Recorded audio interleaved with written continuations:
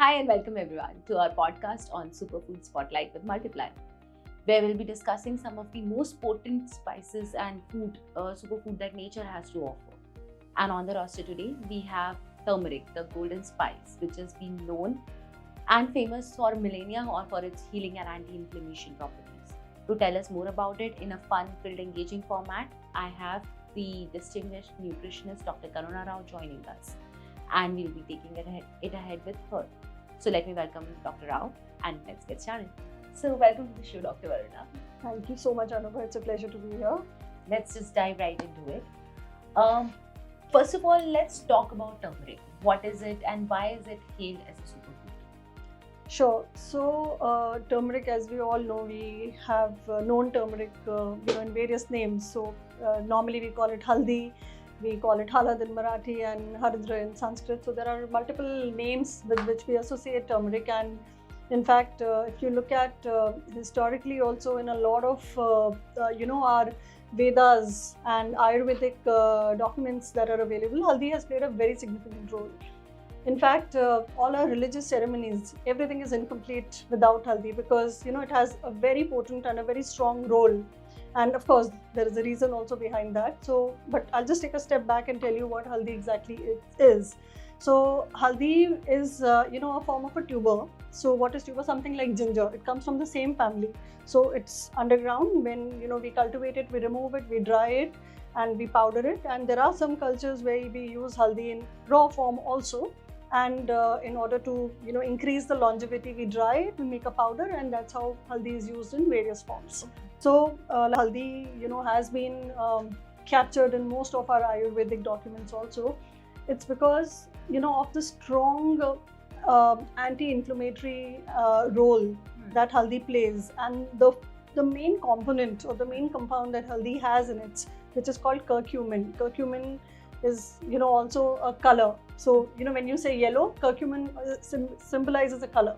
So curcumin is the active compound inside haldi that kind of gives all these anti-inflammatory, anti-cancer, good skin, these kind of properties to haldi. So curcumin is the main compound responsible for all the benefits that we know about haldi. Dr. Varuna, I think what we would like to know more about is how will the nutritional profile of a turmeric would be compared to the rest of the superfoods that people generally are into?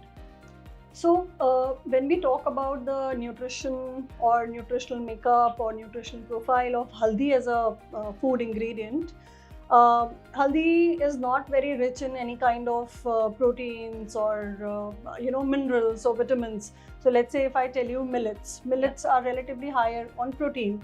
Haldi does not promises any such goodness with respect to nutrition. Having said that, the main compound, like I said, curcumin, which is a USP, it's a unique selling proposition for haldi, and it makes haldi what it is, which basically delivers anti-inflammatory, antioxidant properties to haldi, which none of the other superfoods or foods that are higher up in the nutritional value can deliver. So that's one. Having said that, there are certain minerals and vitamins in trace amounts that are there in haldi. So for example, B6 is there, manganese is there, iron is there, but you will not qualify them to be rich, because in order to qualify or meet your nutritional requirements for a manganese or a B6, you will have to probably eat so much of haldi, which is not possible. Right. So curcumin basically is the main unique selling feature or the hero ingredient. Okay. Yeah. That's great, but if you could just give us a little more info on what are some of the key health benefits that including turmeric in our food is going to give us. Surely. So let me first explain the concept of inflammation. And inflammation is what? Inflammation is any form of so let's say you slap me right now, or if I fall down, I get hit, there is immediate redness, there will be blood, there will be swelling. That's inflammation, right? That's acute in nature because I've met with an accident, there is a trauma, and there is a injury that I can see. So that's inflammation. Now, because of our lifestyle, because of poor sleep, because of poor nutrition, because of substance abuse, our body goes through long-standing duration of these substances that cause inflammation, chronic inflammation in the body. So, in fact, you will be surprised to know that diabetes, cancer, all these are basically an aftermath of some kind of a long-standing inflammation in the body. right? So inflammation is not just visible redness, visible injury. There are these inflammatory pathways in the body, right, which causes inflammation in the body, which is chronic in nature, not visible to us, which will have impact like, I may get diabetes, I may get cancer, and all these things. So again, haldi as a food ingredient, curcumin plays a very important role. I spoke about something known as inflammatory pathways. These are cycles that go inside the body. There are various, I will not get into the chemistry of it, but there are, there are metabolic pathways that are, constantly working in our body. So for example, when you eat food, energy is made. So that's one pathway. Similarly, if there is some form of a substance abuse, there is a, inflammatory pathway that's going on in the body. So curcumin, as a very active ingredient, plays a vital role in halting this inflammatory pathway. So what will happen? Substances, byproducts that are causing inflammation, if that cycle gets broken, it's like, there is a cycle, you put a rod, it halts. Okay. So curcumin does that part, it halts that cycle, which in turn has anti-inflammatory benefits. Anti-inflammatory benefits means what? It will help, fight cancer. If you are religiously taking curcumin or haldi, for a long duration of time, you might have a lower possibility of, developing cancers, developing diabetes. I mean, it's, you cannot say that I'm eating haldi, so I will never get it, because there are other compounds also that lead to inflammation, but it does play a significant role in preventing, right? It gives you that first level of control. For example, you're wearing a helmet, you get into a crash. There is a first level of defense that you're creating. That does not mean that it promises that nothing will happen to you, right? So anti-inflammatory is one benefit, health benefit that curcumin offers or haldi offers. The second benefit basically is, antioxidant, its role as an antioxidant. Now, I'll ask you, when I talk about your serums, you must be using skin serums, right? Yeah. So antioxidant is one property that it says. So what does antioxidant mean to you? Aging. Something which will allow more oxygen to go into my body and therefore aging or Absolutely. pores, right? Yes. So it's to do with anti-aging. Yeah. Antioxidant means, anything that has a role in early aging. Right. So something that can prevent early aging, it can be early graying, it could be skin health, it can be anything. Again, cancer is one more very important disease that's an outcome of oxidation in the body. So what is oxidation? I'll not get into the scientific, biochemistry of it, because it will be very boring for the audience. But what happens when, a certain pathway is followed? The organic route is from here to here. The substances that are made will, in an ideal situation, it will not harm the body. But because, we smoke, right? We drink alcohol, we are not sleeping properly. There are certain compounds, or there are certain substances that get released. They're called free radicals. Free radical is like you can imagine free radicals to be like a ill-mannered child, or a balloon that's filled with helium, and you just let it loose. It leads to a lot of destruction. It causes damage to the cells at a cellular level. So what will happen when your cells are getting damaged? My skin will look bad. It will look, I'll look aged.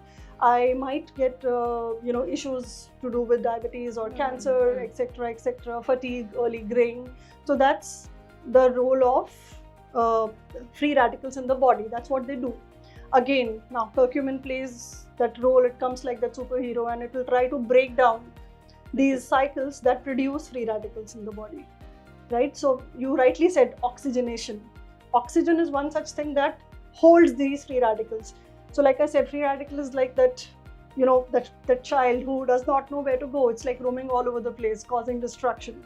I'm not saying that children can cause destruction, but it's just an example. So like oxygen will hold that free radical. Similarly, curcumin as a substance has the capacity to hold and somewhere bring the impact of the damage lower. So curcumin is like the first ephemeral line on this, right? Yes, absolutely. And to add up, there are certain other benefits, like it supports, digestive health, and of course, skin. Your skin is good. In fact, for every wedding in India, you have a ceremony of haldi ceremony. Yeah. It's basically, to get rid of all antioxidants from your body, make you glow, etc., which again comes back to the health benefits of haldi as a food ingredient. Yeah. It's so interesting because you hear all your dadis and nanis talk about how haldi is good, and to get a perspective of how it actually works, I think it's very interesting. Absolutely. Absolutely. In fact, you very rightly said, and in fact, all this ancient wisdom, comes across as Dadi Nani ki nuske and kahani, but there is a science to it. So when we listen to science, it will not sound interesting. It will sound boring. But when it comes as like a DIY trick, you might as well do it. Yeah. So with so many benefits, I think it's important for us to know how can we actually incorporate it in our daily diet. Like you said, you can't have gallons of turmeric to get it. Absolutely. So how do you do it? So there are two ways of incorporating turmeric over and above what we do in India. So one is consuming turmeric in its raw form, or consuming turmeric in a powdered form. So I think most of these are very commonly used in India. For example, most of the people during night before they hit the bed, they have a warm glass of turmeric milk. When you are down with the flu, your mother or your, like you said, Dadi Nani will offer you a hot steaming glass of haldi ka doodh ki it, helps you relieve cough, it helps you relieve all the flu-like symptoms that you are facing. So one is in the form of milk, you can choose, but here the powdered form will work better because with raw turmeric, what happens, it might curdle the milk. And I think we are very lucky to be a part of India as a country, and Indian food culture as a part of our culinary preferences. So by default, all our foods have haldi in it, if you look at it, right? So all our curries, all our stews, have haldi in it as a very important element. So because the quantum of haldi that we add throughout the day, like you said, you cannot have gallons of haldi, in one go. So what we do is with every meal, there is some portion of haldi going in our foods, right? Whether it is, so people also have haldi latte coffee these days. Haldi latte, tea also is there. Yeah. You go to Starbucks, you have haldi tea. So even, the Western culture has adopted haldi as a very important ingredient. So it could be your teas, it could be your milk, it could be a part of your smoothies also, where the flavor gets masked. People, have this notion, "Arey smoothie mein haldi kaisi dikhegi? Yeah, how will it taste?" But because smoothies primarily have a dominant flavor of some fruit, the flavor of haldi gets masked. So, it's a very versatile food ingredient, and you can try it in any form. And let's say you just don't like the flavor, there are capsules that are available these days for ease of consumption. So I mean, there is no dearth of options in the way you can use haldi. But how much haldi would you recommend that somebody consumes on a daily or? Well, there is no upper limit to it because, like I said, there is it's not rich in any specific vitamin which is which might cause toxicity in the body, or calories. It doesn't add to that. So there is no upper limit as such, but because we are limited to the number of foods we are eating through the day, so even if it is 1 teaspoon per meal, it's good enough. Wow, so I learned so many ways of actually incorporating haldi in our food. We can go for a latte, we can have it with the milk, we can have it in curries. I think there are hundreds and more ways, and I'm really excited to try out. Oh, I'm so glad that I could add value to this, and I hope I was able to get some insights on the table, and I hope I got it in a interesting manner for the listeners to understand the science behind it, and I hope there are some take-home messages from today's podcast. Well, I'm excited to try, and I'm sure they will also be.